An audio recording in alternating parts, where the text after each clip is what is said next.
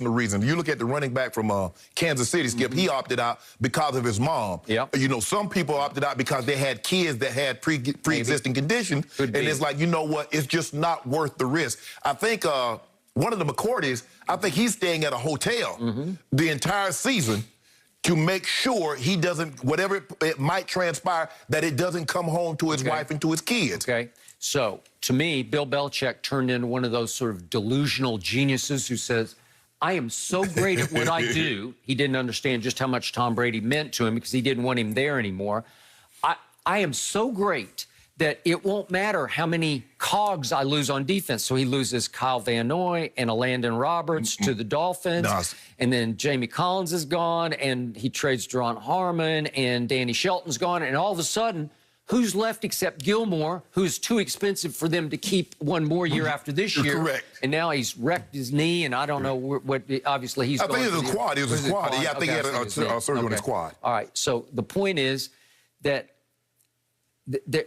they've actually played better on defense than I thought they could. Yes. But they're still 6-9 because they don't have a quarterback. And as much as Cam has balled out running the football, his QBR has now fallen to 29th out of 32 quarterbacks. It's not good. No. He's 5 touchdowns to 10 interceptions. So think about this. Cam Newton has started 14 games this year, and he has 5 touchdown passes. I mean, Brady had 4 in the first half in Detroit. Skip, look, you and I think the game is called Jenga, where you have the little pieces and you try to move one out without making the whole thing fall down. Skip, there's only so many pieces you can move out before the things topple down. There's only so many pieces that you can take away from the defense. Stephon Gilmore and Hightower and Chung and Landon Roberts and all the guys, Kyle Van Noy, and you trade DeJuan Harmon. There's only so many pieces before it topples like a house of cards. Granted, their quarterback situation hasn't been well. Skip, look, I don't know what they're going to do, but they need to blow this offense up. They need to. This is not going to work. This is not going to work, Skip.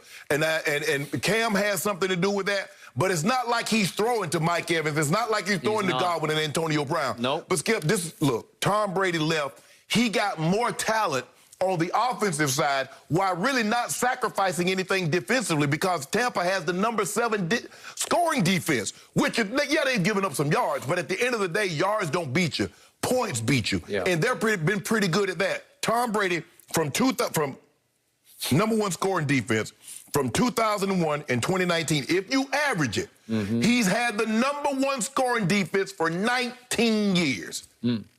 Number 1? Number 1 average scoring defense if you project it out over the time that he was there. He's had the number 1 scoring average defense from 2001 to 2019. He's had 16 of his 19 seasons in which he's been a starter. He's had a top 10 scoring defense. Oh, you mean if you rank all the years together? All the years, yes, if you rank all the years. But he's had 16 top 10. Okay. And all I know is that in one Super Bowl, they let Eli Manning drive it 83 yards for a touchdown to win the game to take it away from Brady. In the other one, they gave up 41 points to Nick Foles. Do you know in Brady's career, Brady has scored 20 or less points in 4 Super Bowls, and they've won 2 of them. Yeah. While you talking about you doing all that bumping over there, you talking about Tom Brady has won 2 Super Bowls in which his team has scored less than 20 points.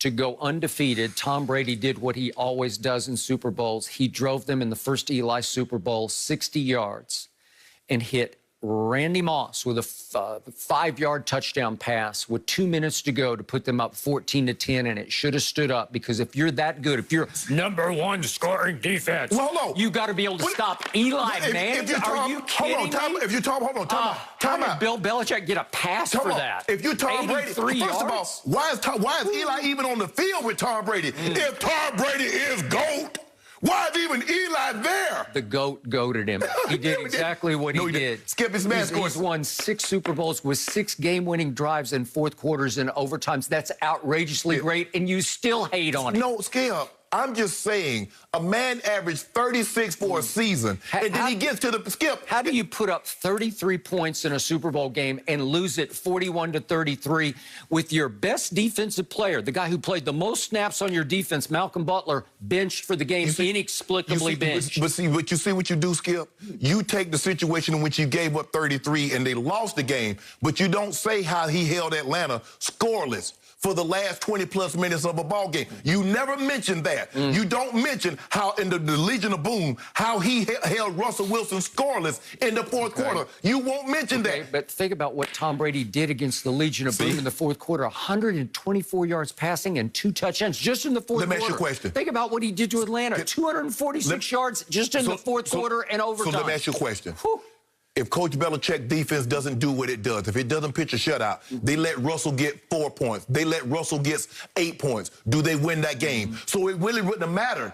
What they without Coach Belichick's defense pitching shutouts, it really doesn't matter. Because remember, it didn't matter in Philly that he threw for the all-time high because his defense couldn't bowl their backs. So while you give, and look, I'm not trying to take away anything from Tom Brady, but the way you and others try to minimize Coach Belichick's impact on this. I give you this. He's one of the greatest defensive coordinators ever. I don't know about that. I thought Buddy Ryan was really good at what he did. He had an all-time great defense. He had a 2-year stretch. I don't think he came back in '86. I think he was in Philly. He went to Philly that year. But anyway, Skip, we're talking about 2 decades. Okay, even if I give you that, they handed him the keys to the franchise from the start, and they let him, to use the old Bill Parcells line, pick all the groceries. He did the shopping. Okay, he did it all. And he did it very poorly, and it's finally catching up to him because he had a quarterback who was the greatest to ever do it, and also, to me, the greatest locker room leader in the history of sports over time. Ray Lewis is right up there. I put you up there in the top 5. Well, LeBron might have something to say about that, too. I don't know about that. I know got something to say about that. I saw him quit on his team. Don't do that, Skip. There we go. Oracle. That's not leadership to me. But let's just keep it to pro football. You and Ray, but Brady's right in there, and he did it so long under such duress in New England because the coach treated him like another cog in the system. The coach chewed him out in front of the team repeatedly, and he let the coach get away with it because he was going to win in spite of the coach. And he kept telling everybody who came in new to the locker room, it's okay, it's just the way he is. Just accept him for what he is and just shut it out, tune it out, and go on. But, Skip, Coach Belichick had to treat it like this because he knew there was going to become a time that he was going to have to trade. You're going to have to move on from these players, Skip. So you can't have, obviously, I don't care what anybody says, there are attachments where coaches, they feel a certain something for a player. But you can't let that cloud your judgment to stop you from releasing that player, trading that player, moving on from said player. And Coach Belichick knew in order for me to maintain my reign here, I can't treat Brady, at least publicly. Now, Skip, I get it. Sometimes I believe Coach Belichick went overboard because I don't believe, I don't believe you treat anybody like some of the ways that Coach Belichick treated, especially not your top-tier guys, because certain guys are going to behave the way they should no matter what you do. And Tom Brady is one of those guys. Coach Belichick didn't have to call him out and try to demean him and undress the guy in front of the team. He was going to be professional through and through. That's just the way he was brought up. But Coach Belichick, and that's why, in the military, Skip, they don't let higher-ups get involved with subordinates because it clouds their judgment. So that's how Coach Belichick treated it. He treats everybody like college, Skip. They know after, 4 years, whether you graduate or not, you got to get the hell up out of here. That is true. So that's how Coach Belichick, you know what, hey, there's going to be a chance I'm going to have to get you up out of here, so let's keep everything at Heisman pose, and we're going to move on from there. I want to remind everybody that in Cleveland, Bill Belichick had a losing record 4 out of 5 years and got fired. And then he came to New England, and he went 5-11 the first year. And he was 0-2 to start the second year when the heavens opened and Tom Brady fell out of the heavens into his lap. Mo Lewis happened. Mo Lewis happened to Drew Bledsoe, and that was that. And, and the rest is history, literally NFL history. It is. And the point is, Bill Belichick, at that point in his career, was 12 games under 500 as a head coach. Well, you can't tell me that Brady didn't save his bacon, didn't save his legacy.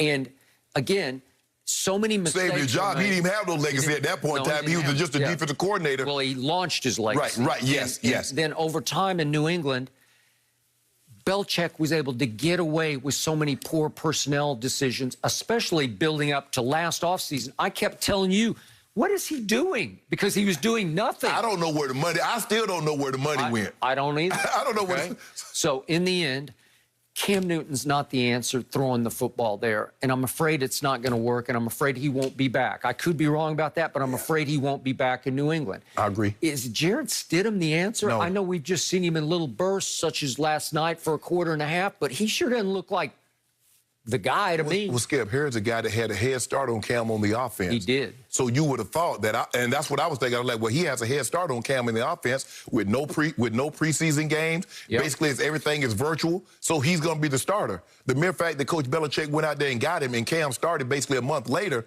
tells me everything I need to know about Jarrett Stidham. So he might be good, but I just haven't seen enough. And when I watch him play, nothing tells me, man, with time, this guy can be pretty good. No, he's now completed 50% of his passes this year in short stints. But still, I told you I watched him a lot at Auburn for 2 years. Man, his second year, it